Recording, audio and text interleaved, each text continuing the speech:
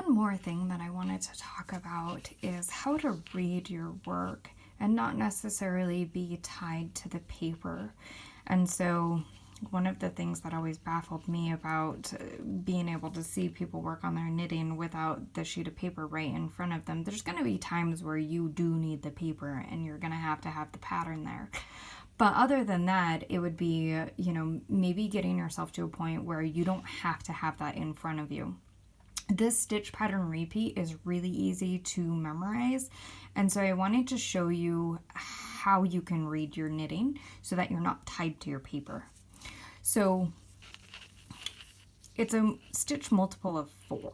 So what you have is you have these rows of the knit stitches, and then you have a little mini column of what would be seed stitch. And so seed stitch is alternating your knits and your purls, and you can see that they just alternate and they walk themselves up this column.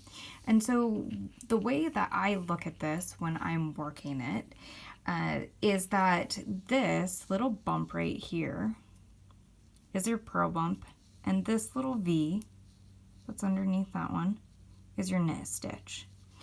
And so as I'm working this, I am going to know based on what is below what I need to do.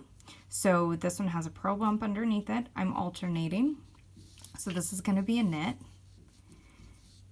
There's my knit stitch. I'm going to purl that one. And then this is a knit column, so I know that all of those are knit stitches. And then again, there's my purl, so I know that's a knit. This one needs to be purled because it doesn't have the bump.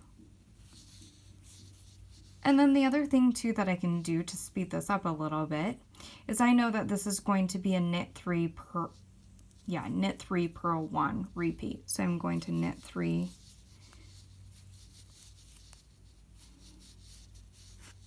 and then purl 1.